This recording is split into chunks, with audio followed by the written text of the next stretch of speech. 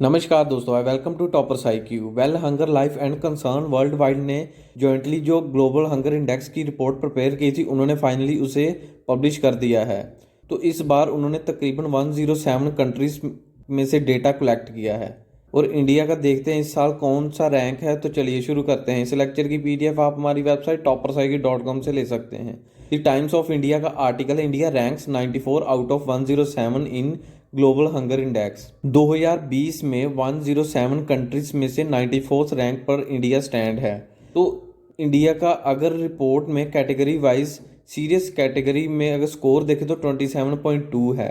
कुछ main points देखें तो रिपोर्ट में कहा गया कि जो इंडिया में हंगर लेवल है वह काफ़ी सीरियस है और साथ ही जो चाइल्ड स्टनिंग रेट है 37.4% है। जो 37.4% की चाइल्ड पॉपुलेशन वह अंडर 5 ईयर्स एज है, वह काफ़ी फेस कर रही है स्टनिंग को। साथ ही चाइल्ड वेस्टिंग वह 17.3% पर है इन इंडिया। अगर under nourishing rate of India की बात करें तो इंडिया में तकरीबन 14% है। चाइल्ड मोर्टेलिटी जो कि 3.7% है। वर्ल्ड हंगर इंडेक्स रिपोर्ट में कहा गया कि जो इंडिया के नेबर्स नेशन है वह इंडिया से काफ़ी अच्छा परफॉर्म कर रहे हैं। जैसे नेपाल की बात करें तो वह 73rd रैंक पर है, बांग्लादेश जो कि 75th रैंक पर है और पाकिस्तान जो कि 88th रैंक पर है। तो इस साल तो इंडिया पाकिस्तान से भी काफ़ी पीछे रहा है। रिपोर्ट की बात करें तो दोनों इंस्टीट्यूशन वह रिपोर्ट को किस लेवल पर और कैसे प्रिपेयर करते हैं, अगर कंट्री वाइज और स्कोर वाइज देखें तो वह उसमें रिपोर्ट में स्कोर प्रोवाइड करती है कंट्री को based on the 4 indicator such as under nourishing, child wasting, child stunning and child mortality. According to report under nourishing वह कैसे काउंट करते हैं कि जो शेयर पॉपुलेशन होती है इस किसी भी कंट्री की और वहाँ पर एक पर्सन को कितनी कैलोरीज मिलती हैं डेली, जहाँ उसे उतनी कैलोरीज नहीं मिलती उसके अकॉर्डिंग वह डेटा कलेक्ट करते हैं।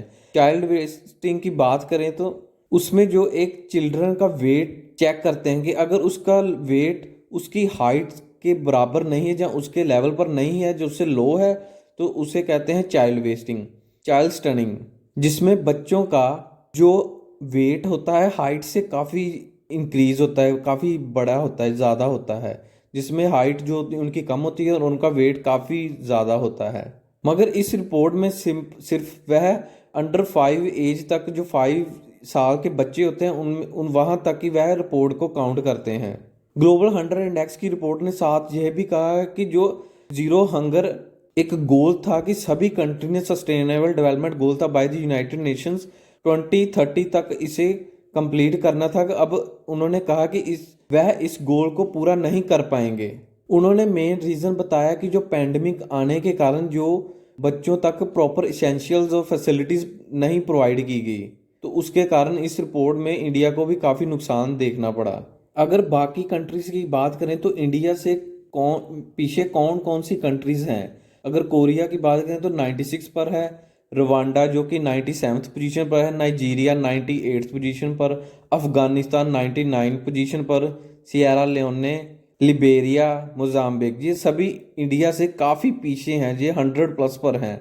तो अगर इंडिया की 2080 में रैंक देखें तो तब 103 था ग्लोबल हंगर इंडेक्स और 2019 में इसका 102 था इन ग्लोबल हंगर इंडेक्स। अगर इन दोनों सालों का डेटा देखें तो उसमें इंडिया ने काफ़ी इम्प्रूवमेंट की है।